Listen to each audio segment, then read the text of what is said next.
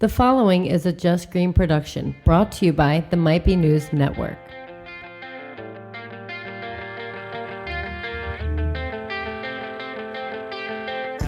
What's up, everybody? It's the week of January 4th, 2021. My name is Taylor Cooper, and this is Might Be Sports. With me, as always, Kevin Reevy. What up, Reevy? Hey, what's going on? Happy New Year, everybody. It is officially 2021. It can't get any worse. It can't get any worse than last year. I think last year was so 2020. Aren't you happy to be done with that? Oh, I am, dude. Everything's so 2020. So 2020. Oh, this might as well happen. That's 2020 for you. Yeah. My 2020 bingo card. Did you have that on your 2020 bingo card? Oh my God, it's the worst. You murder hornets, everything that this is the next thing. And nothing's another thing. There's no other thing. So there hasn't been any more things. The cool thing about 2021 right off the bat is that there's a vaccine right around the corner for regular people like us. And also, everybody kind of knows the deal now as far as like sporting events and things like that. Like you're even seeing the NBA season happening right now, not in a bubble. So I think that, going through 2021, looking at it, hindsight 2020, you would think that it was just like a nice learning experience for all of us as far as how to handle COVID, I guess, and just kind of looking forward to 2021. The things are going to be ultimately better this year, even if they're not better for our favorite sports teams. How was your New Year's, Reevy? Did you do anything? Did you stay home? Actually, that's the audio I should have pulled. There's great audio and video. If we can get the audio and video, that'd be great. We could maybe I'll get it to you later. We'll enter it right here. But what happened was, this was the first New Year's I've missed in my recollection of life. Oh, wow. I've never missed midnight on New Year's. The reason why, I drank a decent bit, but and that's the main culprit. Let's be honest. Sure. Honesty into 2021. Let's just be real. But I was just tired. I don't make it to midnight as much as I used to anymore. Yeah. So I'm on the couch laying with the dog, and my fiance wakes me up. She's got video of it. At 10:57, she wakes me up, and she's like, "It's the countdown." And I say something along the lines of, "Countdown?" Like, yeah, it's almost midnight. I look at the TV and I'm like, "What?" I'm not comprehending what she's saying. So she stops the video. At that exact moment, the dog runs upstairs where it's not supposed to be. She runs after the dog. I completely forget this conversation entirely. I go to the bathroom, take care of business. I come out and I'm told it's midnight. Right. And then I get mad at her for not telling me when she did. I'm the worst. I'm the worst kind of person. I was legitimately mad. And she was telling me, I told you this. And I was like, well, you didn't do a good job.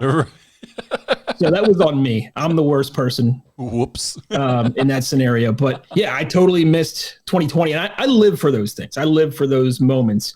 But at the same time, what does it really matter? Yeah. I got over it. I had a fun day overall. Happy New Year. I love the little moments, but I can get over them too.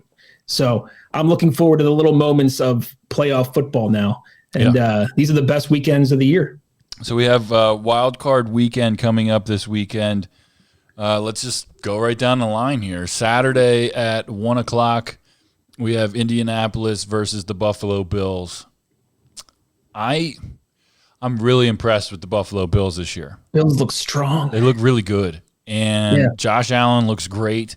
I feel like he's growing into the role of, elite starting quarterback pretty well. The Bills are kind of my pick to go to the Super Bowl this year, or at least go against Kansas City in the AFC Championship.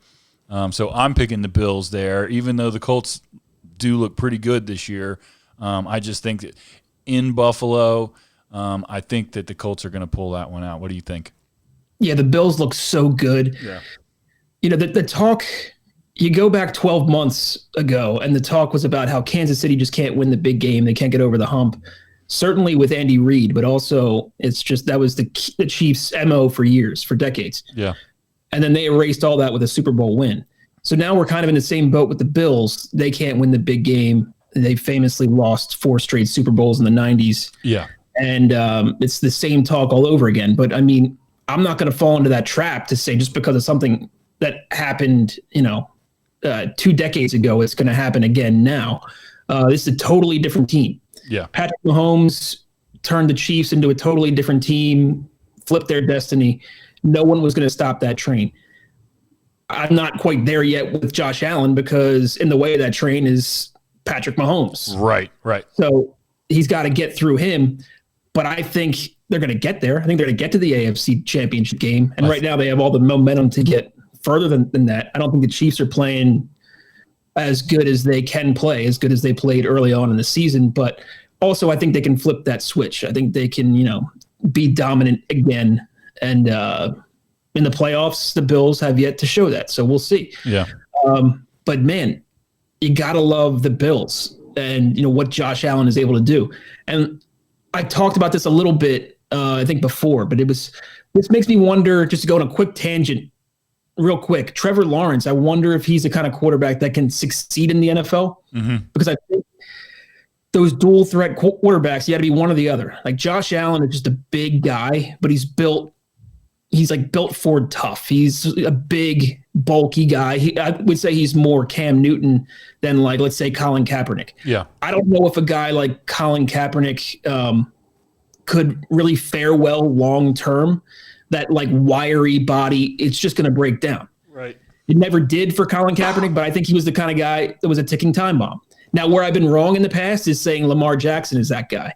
But I wonder if you either got to be really big or really compact. Guys like Lamar Jackson and Russell Wilson don't seem to get beat up. Right. But if you're Josh Allen, I think it works. We'll see how it works out long term. I don't think he takes the kind of hits that Cam Newton took that really shortened his career. But Trevor Lawrence, he's already too big. He's not like he can, shrink 2 inches and be that stocky guy like Russell Wilson is. Right. So can he bulk up? I wonder, if he takes NFL style hits, can his body hold up long term? And you look at Trevor Lawrence and he's just a wire. I wonder if he can be that guy. But Josh Allen, if you're gonna be a tall, big quarterback, he's like the prototype.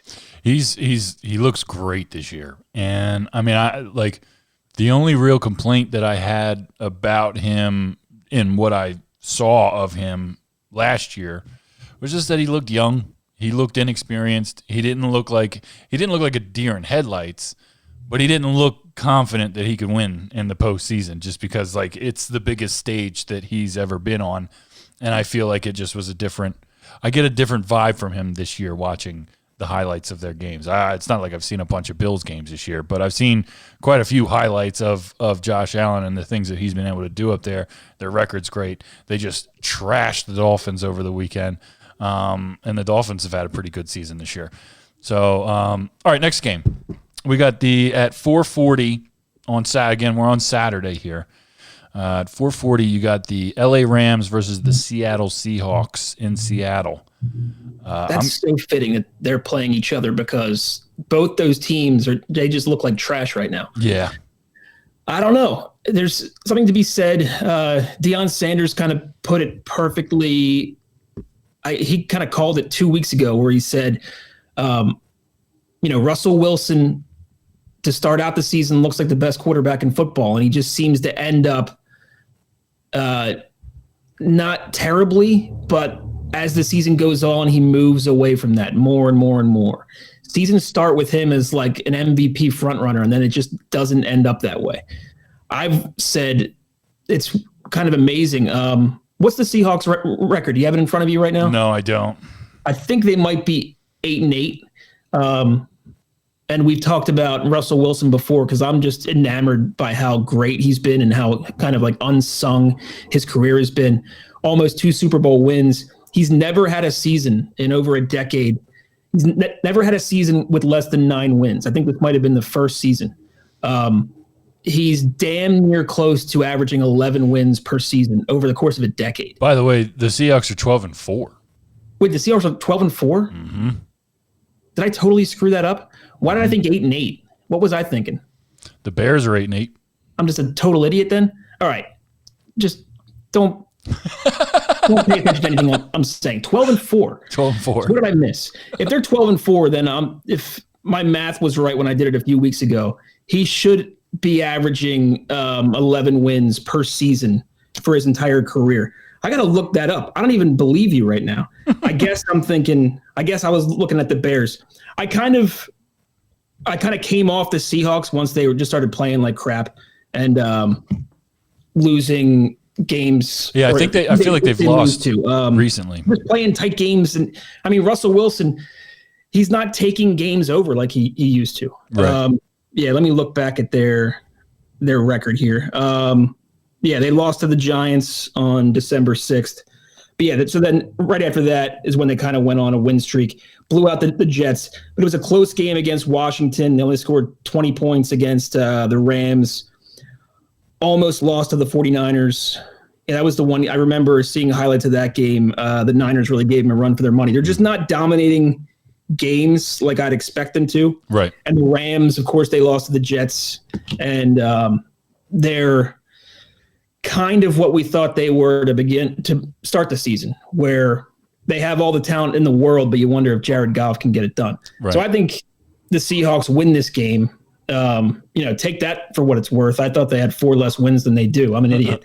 But again, if my math is right, I think that means Russell Wilson has averaged 11 wins per season on his career. And I think for a career that long, that has to be a record. It's big. I'm not even going to bother looking that up. That just has to be a record for a quarterback with 10 seasons. I'm picking the Seahawks as well. I haven't followed either of these teams, but just raw talent alone, at least on offense, I've got to go with the Seahawks. The third and final game on Saturday is the Tampa Bay Buccaneers facing off against the Washington football team.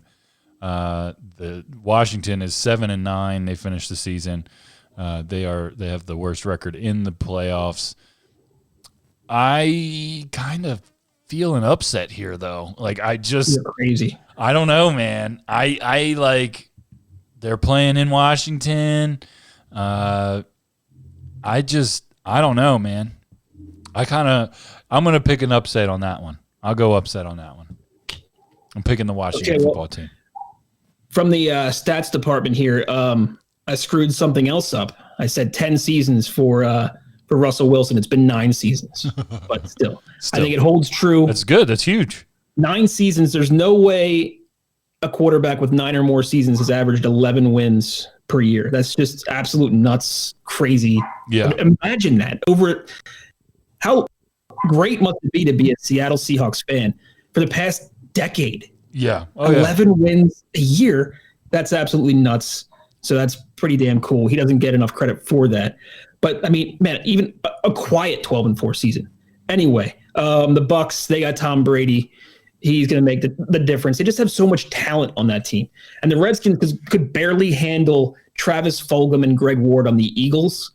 They're not going to be able to handle the 4-way threat the Bucs have between Godwin, Mike Evans, Gronkowski, you name it. It's just too much. Bucs are going to win. That's an easy one. Who's the number 1 seed in the NFC? Number 1 seed in the NFC Is that the Packers? Should be the Packers. Okay. All right. That's what I thought. Okay.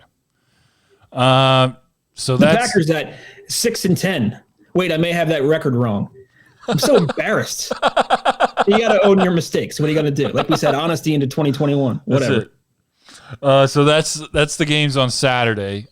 Starting at 1:00 on Sunday, you've got the Ravens at the Tennessee Titans. I'm excited for that game. That's going to be a good one. But I am picking the Ravens in that one. I think I might be too. Just because everyone's off that bandwagon. Maybe it takes a little bit of pressure off Lamar Jackson. Yeah. And I don't believe in running backs in the playoffs. I don't think there's really a track record for that working out. teams that seem to lead by the run just don't seem to last long in the playoffs. It's just a little bit easier to shut those guys down as opposed to quarterbacks who handle the ball on every snap. So I think Derrick Henry, maybe it's this game, maybe it's another game, but one way or another, I think the Titans are going to be out of this thing. Yeah. So I don't know. It's a toss-up. Huge game for Lamar Jackson.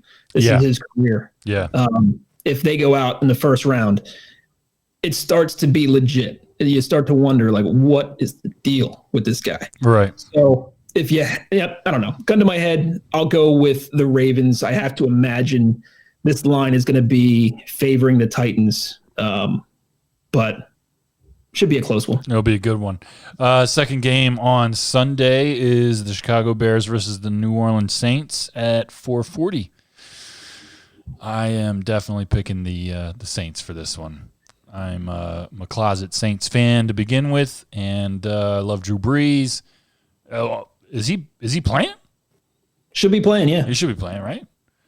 Yeah, Taysom Hill is no longer starting. Okay.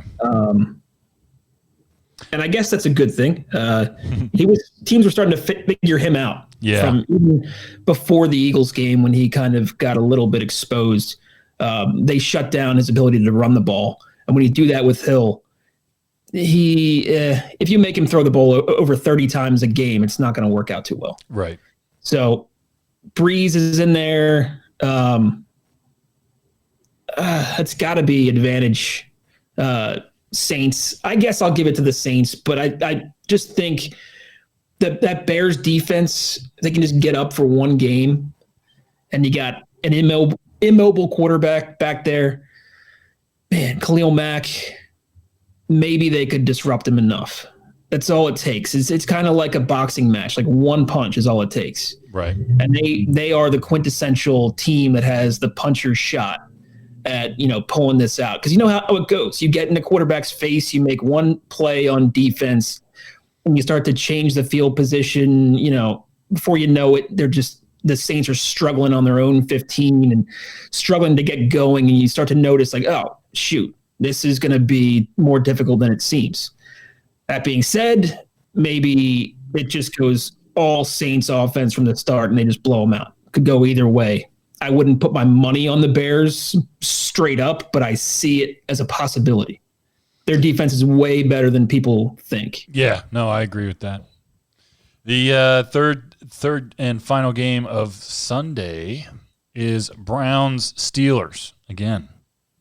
Gotta love that. That's a big one. That's gonna be so much fun to watch. It's an underrated rivalry because, and maybe I feel it or you feel it more because we're in PA, but it's just, I went to college out near Pittsburgh, and that's a fun one.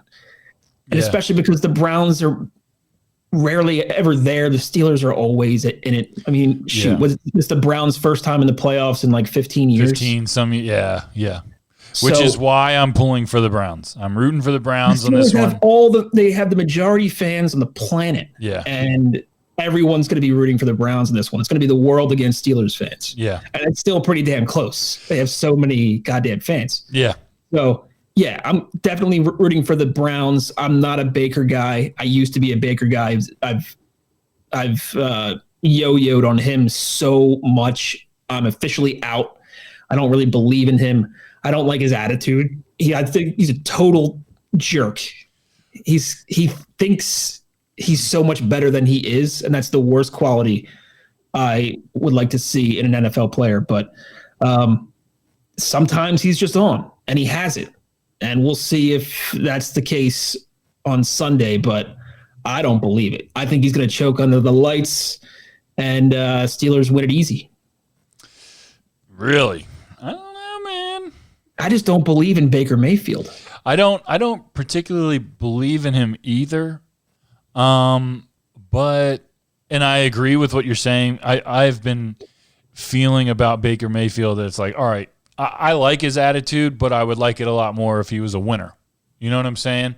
And like if he wants to have that kind of attitude. Like he's got to be able to back it up, and really he hasn't. So that part of it I get, but I would like to see him succeed. I'm not a Browns fan by any means, but I do have sympathy for the Browns fan base, and I would like to see them go somewhere, even if it's not the Super Bowl.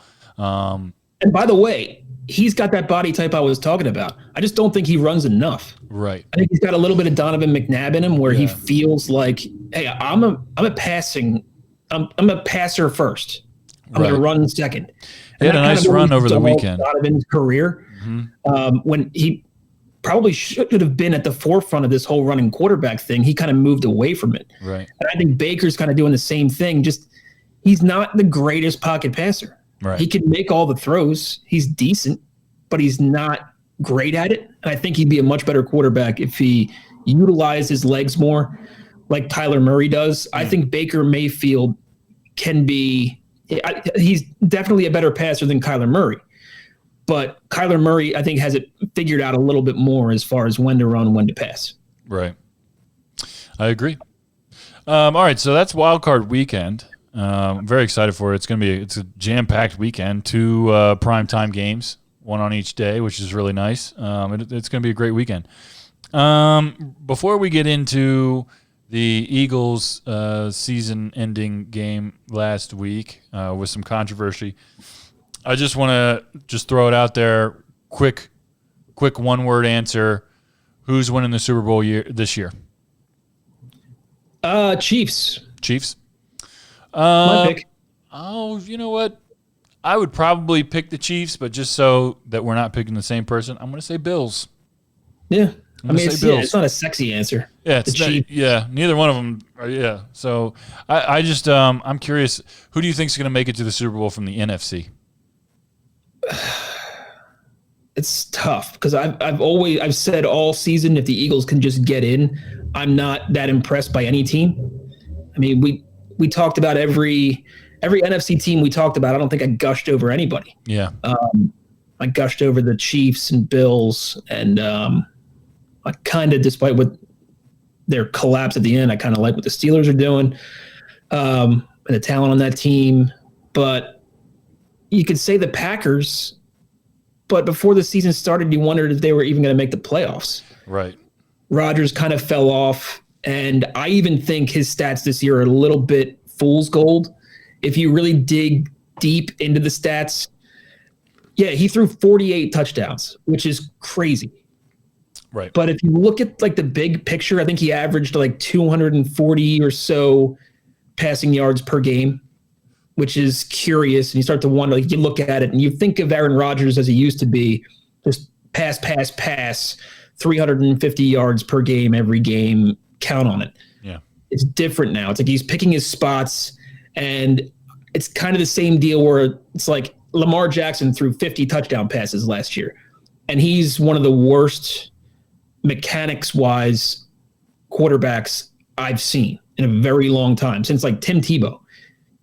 He's not a great passer, right? But he finds his spots and he threw 50 touchdowns. Great. So he's not the same guy. He's not the Aaron Rodgers of old. So I guess they're the best team, but I just feel like they could be knocked out.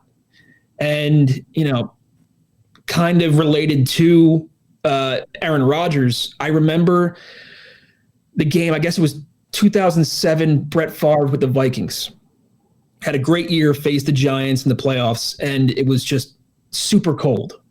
And Favre just froze. He's a 40-year-old guy, and he couldn't move, and you could see it. And even though, he had played in Green Bay for his whole career, throw it all out the window when you hit 40. I mean, that's just a different animal altogether. And he was literally a frozen man out there. Yeah. So is Aaron Rodgers getting to that territory? Who knows? Like, he obviously can't do the things he used to do. But are they going to get themselves into a game, maybe not this weekend, or definitely not this weekend, they're on a bye, but next week, the week after, where it's like 20 degrees outside? I feel like if it's super cold, if it's, say, 0 degrees and snowing, Aaron Rodgers, I don't care if he plays in Green Bay, that takes away what you are. Yeah. And if you're damn near 40 years old, Yeah. it takes away a lot. Yeah. So I guess they're the best team, but I really don't have a best team. I don't know. Yeah, it's a tough one. That's why it kind of stinks. I think if you put the Eagles in the playoffs, I'm being a homer here completely. I think they would actually have a shot just because Jalen Hurts, I look at, I think the Cowboys would have had a shot. They have so much talent. Right. But you give me, Washington or the Giants, and I just don't see that, transcendent talent on either one of those teams. Jalen Hurts and all the talent the Cowboys have at wide receiver, I thought they had a legit shot. Now, quick, because we're running out of time, the Eagles had kind of some controversy last week when they played the Redskins. So Jalen Hurts started the game. A lot of the team was a healthy scratch. They were already eliminated from the playoffs. Doug Peterson came out. I guess I didn't hear this. I don't know. But apparently he said that Nate Sudfeld was going to play sometime in the second half. And the Eagles were winning by what, 3 when they pulled Jalen Hurts? They were down by 3. Down by 3.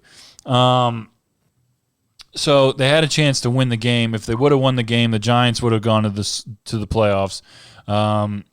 And because Doug Peterson pulled Jalen Hurts, who had two rushing touchdowns that day, he had a pretty decent day by the looks of it. They pulled him and put Nate Sudfeld in, and the Eagles lost the game. Do you consider that tanking? There's been a lot of people that have been talking shit on Doug P. All week so far about it. People are upset. Apparently, a couple players on the defense have reportedly had to be held back from confronting Doug P. over it. People have said that they hurt hurt the game because of this. I don't see it that way. I don't. What do you think? Yeah, I think it's all garbage. It's just all noise. They had nothing to play for. Nothing. And I see it kind of, do you have this same thing when you have teams resting their starters going into the playoffs? It's the same deal. It's just in reverse. Right. I mean, would the Chiefs really, let's say that the Chiefs, this last game of the season, or the Packers, whatever, let's say they had absolutely nothing to play for. They had it locked up the first round bye, everything's good. And the team they happened to play needed to win to make the playoffs. Are they going to start their starters just to give them a more difficult time, just to give them an honest matchup? No, it never happens. Right. Those teams always play the backups. And it's like, we would love to, give you an honest fight at this, but we don't want our guys to get hurt in the process. Right. Well, it's kind of the same deal. If the Eagles are rolling with Jalen Hurts, have him end on a positive note. I think he played a really great game. He was 7 for 20 passing. You look at the stats in that regard, it looks like garbage. But I think Chris Collinsworth said, I think a direct quote from him at some point in the third quarter, and he was right. Jalen Hurts was spot on with his passes in that game. He was throwing to Greg Ward and Travis Fulgham. Right. Zach Ertz has been a shadow of himself all season. The interception he threw in that game was spot on to Zach Ertz. Zach Ertz got bullied at the line and didn't turn around for the pass. The pass was where it was supposed to be. Ertz didn't expect the ball to be there. And he was getting bullied at the line, didn't turn around. That's on Ertz as far as I'm concerned. His passes were spot on. The receivers aren't good enough to get separation, to fight for the ball. They're not going to get a contested catch. They're just not good enough. Yeah, they're not good enough. Right. He played a great game. Take him out. He almost took the lead. He almost completed that pass for a touchdown to end that third quarter. So, you could say that was a down moment. I don't see it that way. He drove them down the field, almost scored the touchdown. Overall, had a great game, 2 rushing touchdowns. I think his first season in the NFL has been awesome. End it there. Stop it. There's no reason to keep this going. Like, what's the point? Yeah. Plus, there's a lot of guys, a lot of former players on Twitter that are talking to him, and they have to be right if you think about it logically. What are a lot of those guys playing for anyway? If you know you have a spot on the team next year, are you going to go all out in a physical game like that? You're going to go all out, right, and risk your season next year. Right. I'm surprised that the Eagles were in it for that reason alone. Right. In a COVID year, when like you're already kind of on pins and needles about getting sick, about getting hurt, you're right at the end. I saw Brandon Graham. He was taken out of the game with like 5 minutes left in the game, and he was complaining about something or other. And I could not help but think he's not really hurt. He's going to the sideline because he sees the writing on the wall. This is it. Checked out. And you made the right choice. Get out of the damn game. What are you doing? Yeah. Yeah, it's going to be interesting this offseason to see what the Eagles do with Carson Wentz. It's, where he's going to end up, if he's going to stay put, whatever happens. I know that there's a lot of reports floating around that he's going to want to trade this summer. I found the news of Cam Newton reportedly leaving New England this summer. That's going to be interesting to see what happens. Maybe Carson Wentz can go up there and do something. I don't know. But we are running out of time. I want to do Go to the Week. Here we go. Might Be Sports presents the greatest of all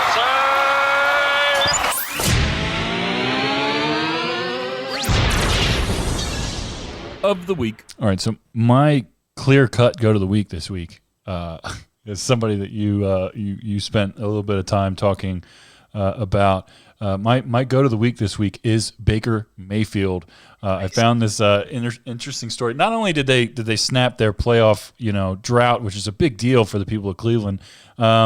This very cool story. Tom Seipel is battling cancer and was given 2 weeks to live. A Browns fan found him on Reddit and decided to raise money for medical bills and get him to the Browns' last game to see if they would make the playoffs.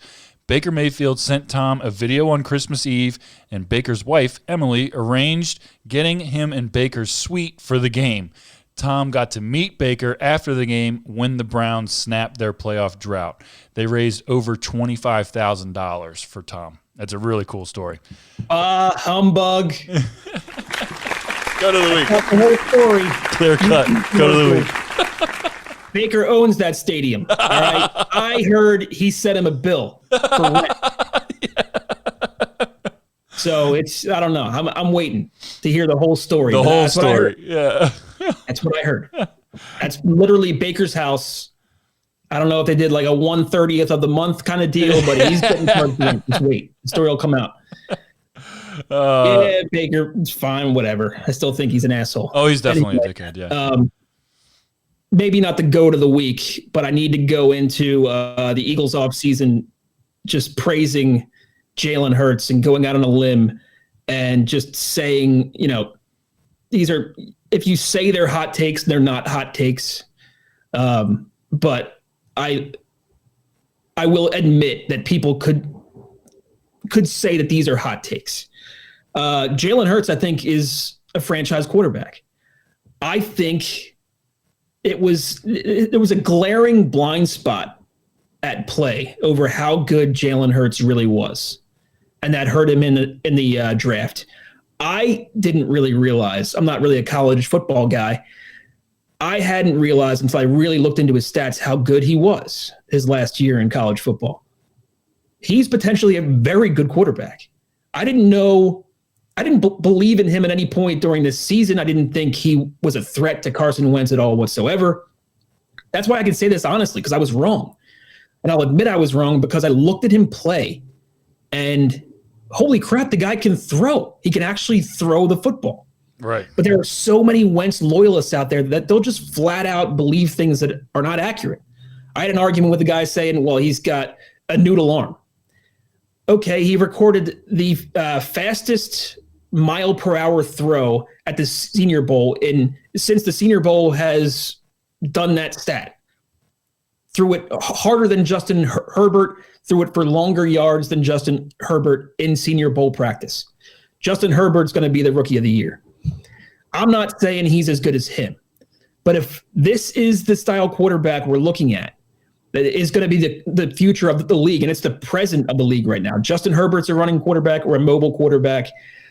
Josh Allen, like we said, all over the league, these guys are taking over.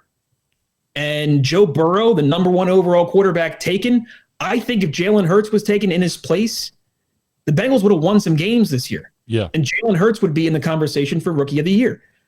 It's crazy, but I think Jalen Hurts is going to have a better career than Joe Burrow, the number 1 overall pick. Wow. So that's my GOAT oat, as we say. It's going to be the greatest of all time. Wow. Tom Brady, Jalen Hurts. Boom. Maybe not that last part. Maybe not. Either way, great job this week, Reevy. It's been fun. I appreciate it, dude, as always. Hey, we're sponsored by Eunomia CBD, by the way, everyone. Go to eunomiacbd.com. Use promo code MBN. Get yourself some CBD right now because it's really a necessity. It's really, really good stuff. Also, MBNnetwork.com. It's never been easier for you to find your new favorite podcast. See you next time, Reevy. Peace out, buddy. All right, everybody, have a great week. Make sure you tune in on Friday for Might Be Tunes, MF Doom tribute. Peace out, everybody.